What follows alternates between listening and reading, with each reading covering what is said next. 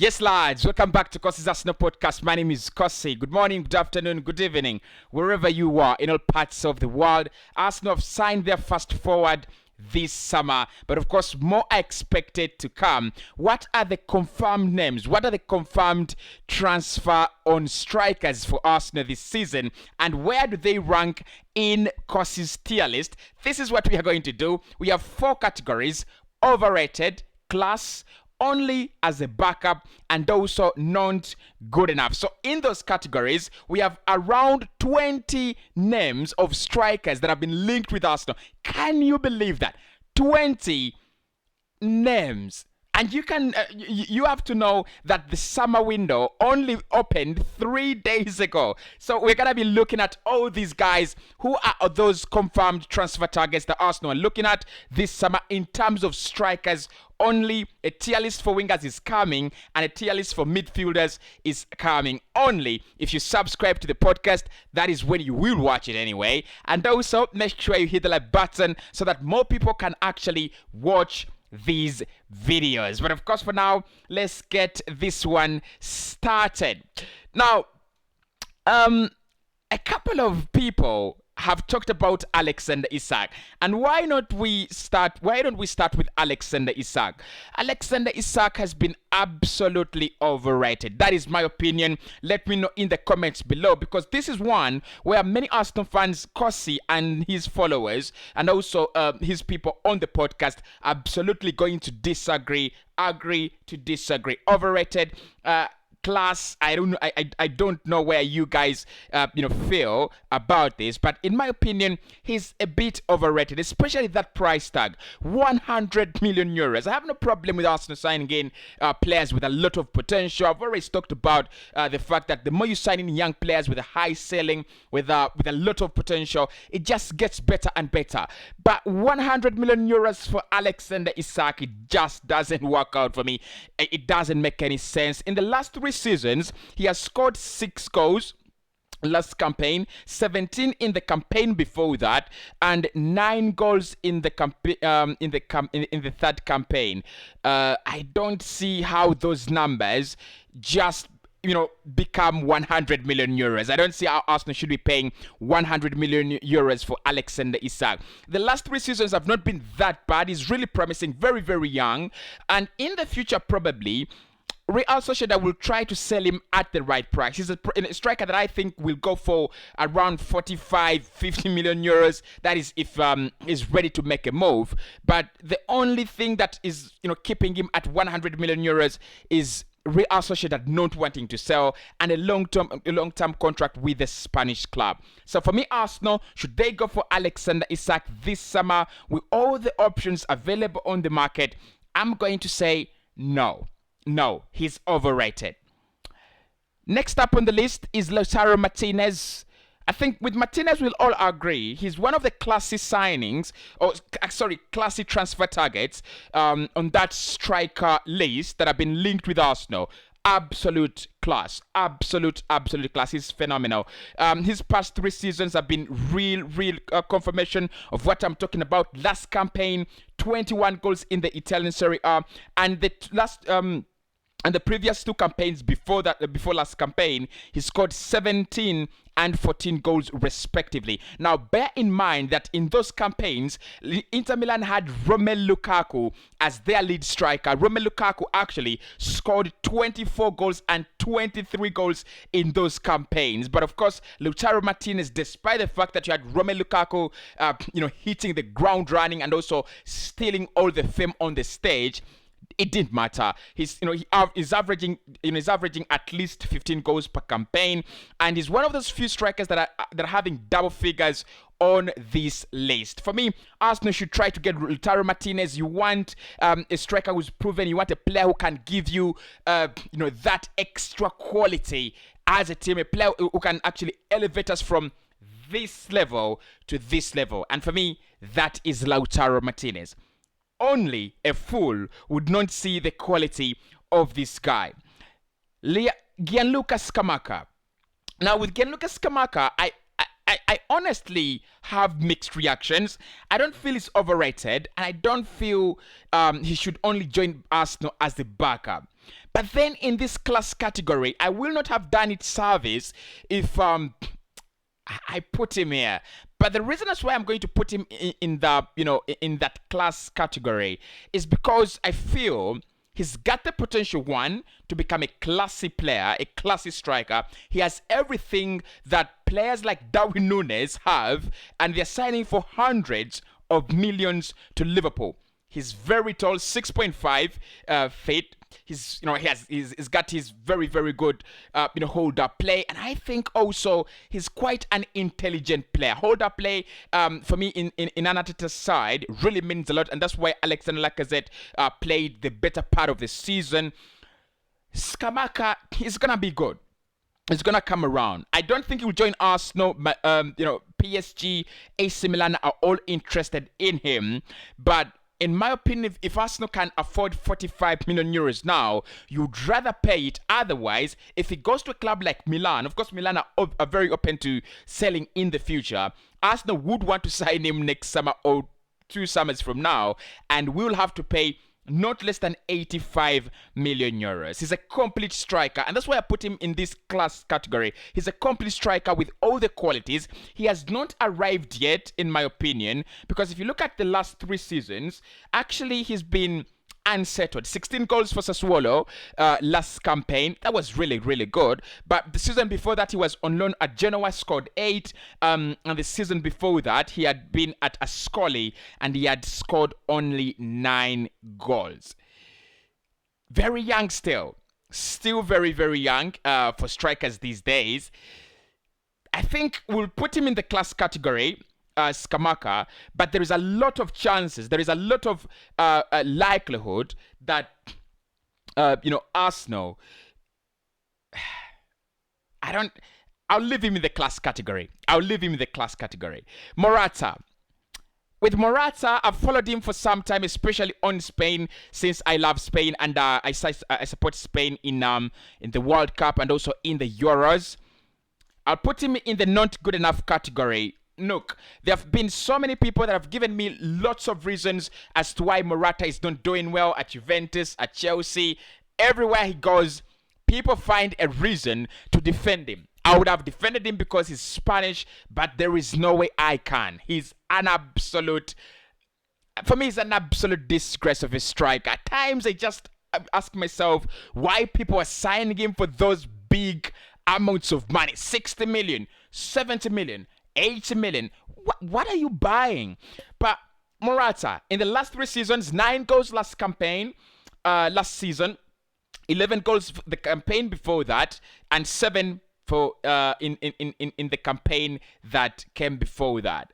He's one of those players that are never going to get you double figures on a regular in a campaign. Now, Arsenal don't need anyone, don't need to come, to come in contact with a striker with such a profile. At least you should be young with the potential to hit double figures per campaign. But if you're not, and Morata is not any younger, actually. He's not getting any younger. I'm very surprised that with all the talent Spain are having at the moment, he's still being picked as our regular number 9. Kind of problems with the manager. I have problems with Morata. But for me, he's not good enough. For Arsenal Football Club, not good enough. Luka Jovic, not good enough. Not good enough. Listen, now I think with Luka Jovic, let's agree, he was a 1-season wonder. He might go out there probably to another club. I think Madrid is too big a stage for him, and I will say that based on the fact that I also know at the back of my mind that he's been a backup player to Karim Benzema. Now, this is a nightmare to be a backup player, to be a second to Karim Benzema, who is the most informed striker in Europe at the moment. It's been absolutely ridiculous. Look, that's a nightmare. Like, sit there and wait for Karim Benzema not to do well this season, and then you come in. Come on! When am I going to play some football? But Jovic, 1 goal last campaign, no goals for Madrid. The campaign before that, he scored for, in that period when he went back to Frankfurt. That was last campaign, but one. And then 2 goals in the season when he signed for Real Madrid. But he had scored 17 goals for Frankfurt. I think the role he had, the role that brought him at Real Madrid was to be backup to Karim Benzema.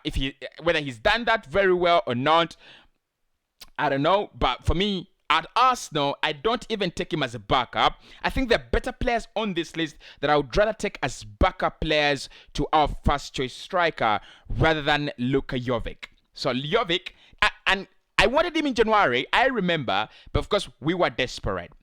Romelu Lukaku. Paymason says Arsenal should be doing everything to get Romelu Lukaku overrated. Only as a backup, not good enough. Talk to me about Romelu Lukaku and where you place him. I'm going to place him in this class category because of his statistics in the last 3 campaigns. Listen to this. He only scored 8 goals for Chelsea in the Premier League that season when he signed for them, last campaign. But listen to this. The campaign before that, the campaign that made Chelsea sign him, he had scored 24 Italian Serie A goals, leading Inter Milan to the league title. 24. And the campaign before that, he had scored 23. Ridiculous, isn't it? That is what's going on in your head. Ridiculous. And I know many of you are saying, Cossy, are those numbers true? They're absolutely true. They're absolutely true. So in 2 campaigns, he scored 47 goals in the Italian Serie A for Inter Milan.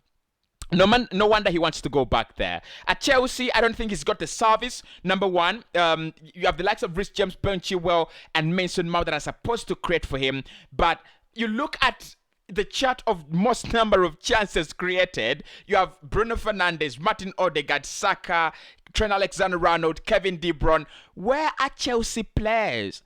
Where are they? You need to be creating for Romelu Lukaku. For Christ's sake, you've signed in a 90 million euro striker, close to 100 million euros. You need to create some chances for him.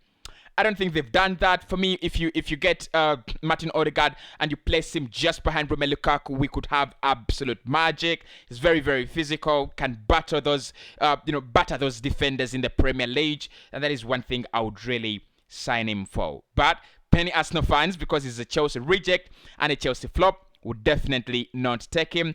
I absolutely understand that, and I respect. Marcus Rashford. Now, Marcus Rashford is one that has a lot of mixed reactions. You can put him in this overrated category. He works well. He does. I think the only category that he doesn't work in is class. You can also have him as a backup for Arsenal. You can also have him as not good enough. I think this would be too harsh to put him here. So I'm going to put him in this overrated category. Yeah. And the reason I'll put him there is I think the expectations people have around him are just too ridiculous. They're just too high. They are very, very high. They expect him to be matching the levels of Kylian Mbappe. He can, though, because his numbers suggest that he can. He's only 24 years of age. Last campaign suffered injuries. Of course, the season didn't start very well for him. He actually didn't start the season because of injuries. And I think the changes in the managerial position have actually affected him as a player. He was one of those key players for Ole Gunnar Solskjaer. The arrival of Ralf Rangnick really did affect him to some point. Rangnick loved Elanga and Jadon Sancho. It also came off the fact that Marcus Rashford didn't take the chances he was given last season. But listen to this. 4 goals last campaign, 11 the campaign before that when he played with a lot of injuries. We didn't see him fit for very long. But the campaign where we saw him fit, he was 22 years of age and he scored 17 goals for Manchester United. He plays predominantly on that left-hand side. You can also play him down through the middle. That's why I put him on this list. But Rashford, I would say just stay away Arsenal. Just stay away. Yeah, we do not know. You don't know. He can explode. He's one of those players that I think can explode because he's not very, very poor. But decision making, doesn't have the quick feet, and he thinks he has the quick feet. And he doesn't have that technical ability that he wants to assume that he actually has. I think he's undecided. You would rather stay away from that one. For me, he's absolutely overrated. Ivan Toney, backup.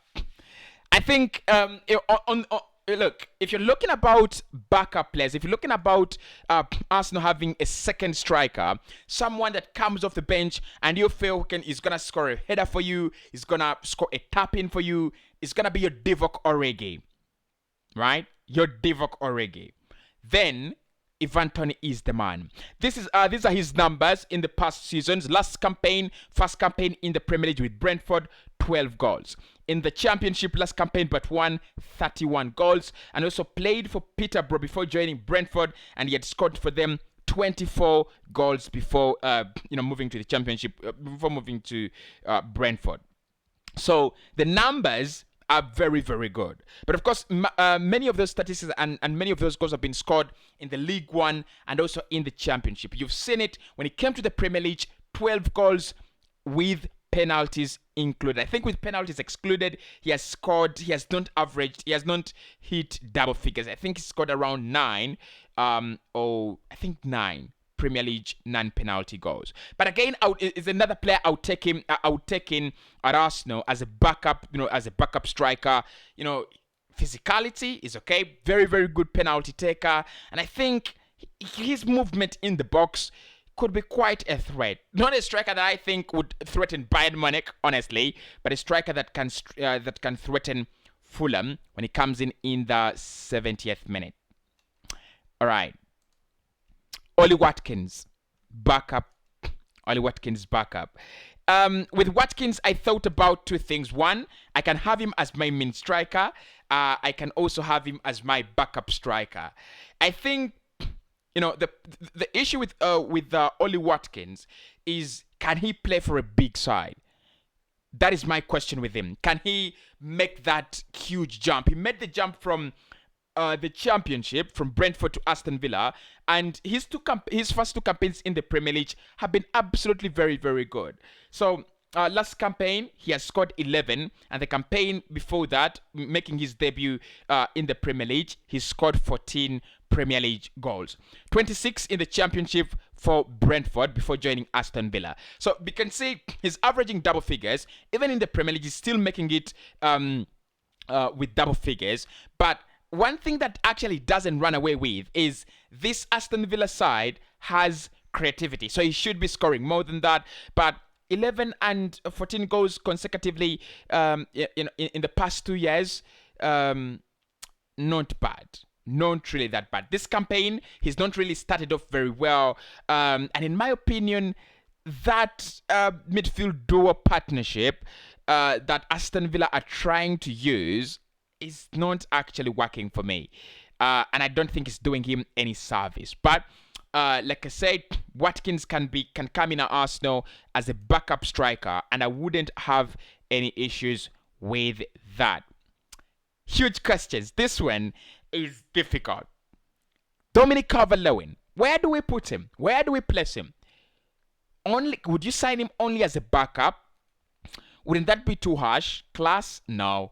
Overrated? Some people feel, though. I don't think he falls into the not good enough category. I think I would place him around there. I'd place him around there. Yeah, I'll place him around there. Because I don't feel he's one of those players who would say not good enough for Arsenal Football Club. No, he's not one of those. And he's not one of those that I would feel, oh, Arsenal have signed Dominic Calvert-Lewin and now they're going to crush everyone. But the truth is, in the past 3 seasons, his numbers have been very, very okay. 5 goals in the last campaign, including one that made sure that they stay up.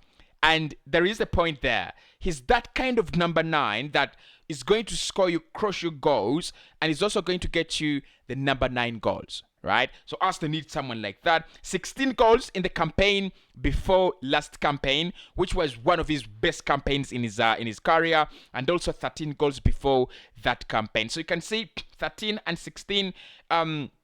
Those are double figures. He has suffered lots of injuries last campaign, so these 5 goals might not mean very, very much. I would bring him in at Arsenal and also bring in another striker. If I've signed Gabriel Jesus, then I would also bring in Dominic Calvert-Lewin, because Dominic Calvert-Lewin is very, very good in the air, physically able, very, very fast as a player, and also I think he plays very well with his back facing the opponent's goal. I mean, hold up play. Absolutely very, very brilliant. So I bring him in. He's good enough for Arsenal, and I think with him, it's not just about being a backup to the main striker, but it's also about providing that competition closely with the main striker. That's one reason I would take him at Arsenal. I think he will be back. I don't think he'll become like Raul Jimenez, whose injury really affected him that bad. Paulo Dybala, class. This one, talk to me about him. But with Paulo Dybala, he's been an absolute revelation of his signing for Juventus. Ever since they signed him from, was it Palermo, right? He's been so good. 8 years down the road, he's won everything there is to win in Italy. He's not won the UEFA Champions League. Juve should have won it during that period of dominance. And now that the 2 Milan clubs are back on stage, they're really going to find it hard. Paulo Dybala is available on a free transfer this summer.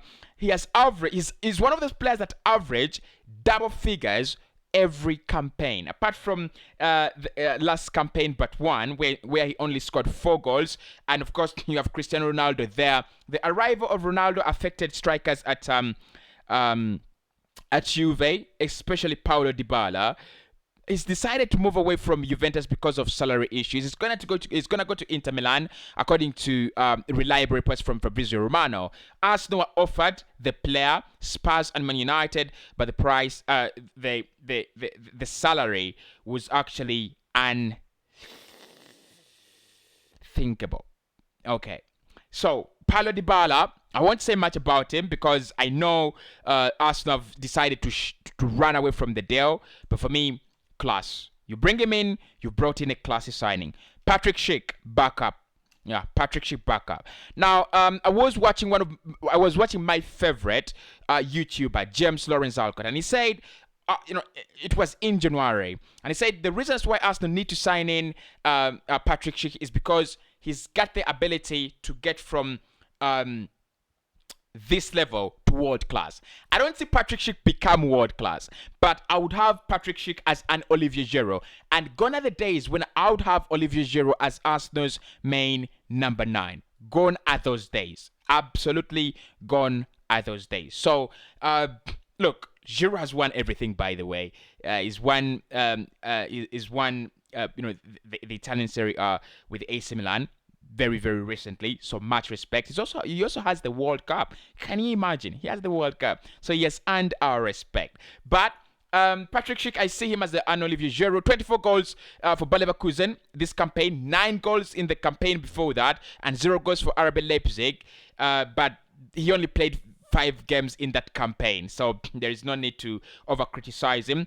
If he can replicate the numbers in another season, like, I don't think he can replicate again 20 goals plus, but this year, this campaign has been absolutely very, very good for him. The Euros, again, and a revelation of a tournament for him. He was almost crushing every party. But I'll take him as backup at Arsenal. I'll take him as backup. I think we can do better in terms of having a number 9.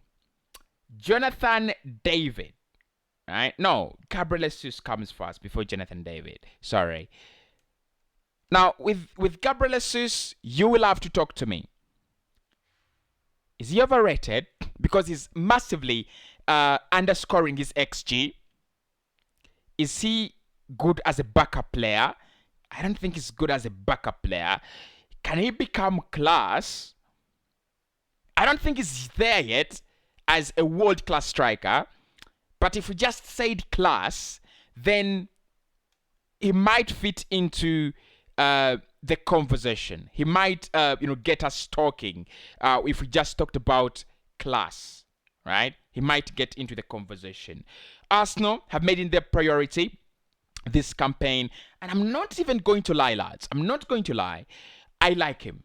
I really like him. He's massively underscoring his XG. These are his numbers. 8 goals last campaign, 4 of them coming in one game against Watford, and that is in 28 games. So in 27 games, he's only scored 4 for them. The reason that has been suggested for him massively underscoring his XG is the fact that he's been played in a position that he really doesn't like, which is on the right wing. Last campaign, according to the transfer market website, he played 22 games as a centre forward, and he played almost 15 games as a right wing. And now he wants to play as a centre forward, and that is why he's signing for Arsenal Football Club, or that is why he agreed to join Arsenal Football Club. 8 goals, 9 goals, and 14 in the last 3 campaigns. Not good enough, but I think he's one of those that can become your Alexis Sanchez. Like, he can come at Arsenal and completely become a different player.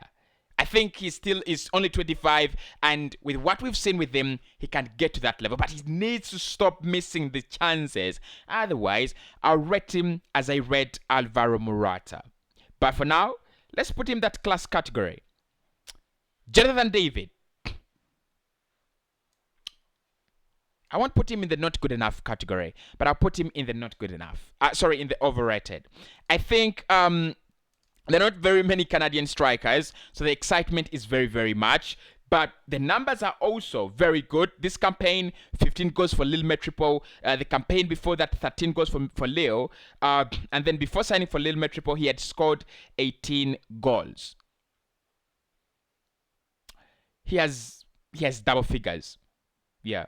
He has double figures in the last 3 campaigns. But for me, I feel he's a little bit overrated. When you look at what people are saying around him, he's just overrated. I don't see how Arsenal should be making him main striker. As backup, I would take him, but I wouldn't take him over Patrick Schick, Dominic Calvert-Lewin, Ivan Toney, and Oli Watkins. Domenico Beraldi. So it's difficult for me. Domenico Beraldi is free this summer. Would I have him as a backup at Arsenal? Is he kind of overrated? I don't think he's overrated. He's not even that overrated. So I'll place him here. I'll put him there, Domenico Berardi. Torino striker, 8 goals last campaign, 13 before that, and 16 the campaign before that. Not that bad of a striker. Not that bad, as a striker. But I think I would rather have him at a club like West Ham or have him at a club like Everton. But if Arsenal decide to talk to him, they could bring him in as a backup because we need the numbers up front. I'll take him as a backup, not as a main striker. Richarlison.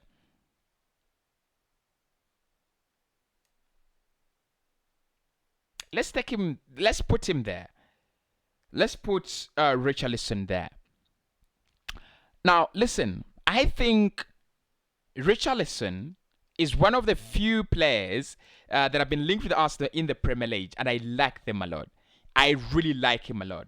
These are his numbers. 10 goals last campaign, 7 the campaign before that, and 13. He's not playing as a central striker, as a centre forward. Of course, we know the main centre forwards at Everton have been Solomon Rondon, who is deputizing Dominic Calvert-Lewin. So those two have been the two lead strikers. He's been, kind of a second striker. That is his role. He doesn't play, at times, he doesn't play very, very wide. He loves to come inside and be very, very direct at goal. But I would take him. I think he's a classy player. I think he's a classy player. 60 million euros, and Spurs are willing to part with that money, with that amount, to bring him in. There is a reason as to why they are. I would take him in. I'll take him at Arsenal. For me, he's class. I don't know whether you agree with me, but he's class. Cody Gakpo. Bring him in as a backup. His numbers are not that bad.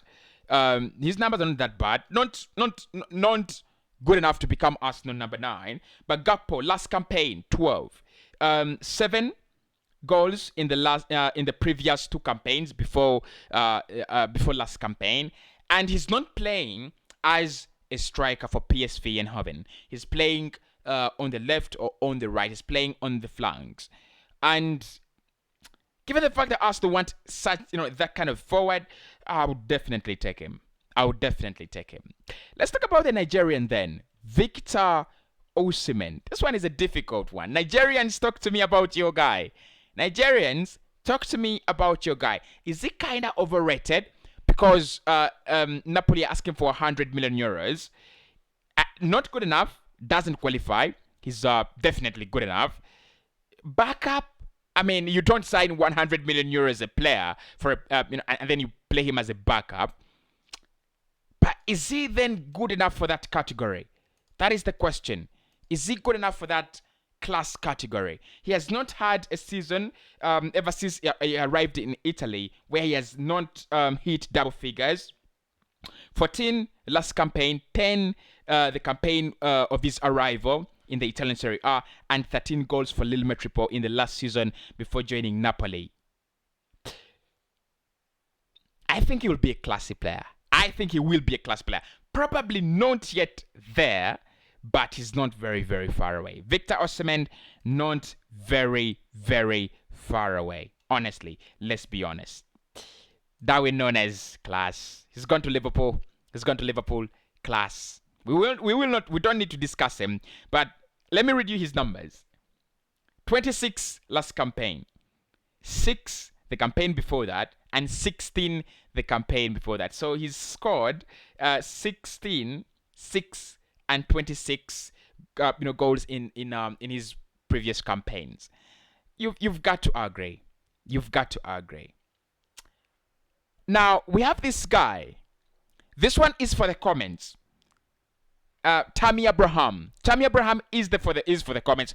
I am totally unsure of where we can put him. Backup, I think he has graduated from that level. Overrated, no. I don't actually, I think if we had the underrated category, that is where we would put him. Not good enough, no. Class, no. Look, guys, this one is yours. That one is yours. Tammy Abraham, where exactly does he rank? Is he class? No. Look, he scored 17 goals in his first season in the Italian Serie A, 6 the previous campaign before that, but that is because he didn't get the game time that he would have wanted. But his first campaign at Chelsea, he scored 15 goals for them. 15 Premier League goals in his first campaign. Not that bad. But class, serious, not really. So, Tammy Abraham, talk to me. Those are our confirmed striker targets, and that is how I would really rank them.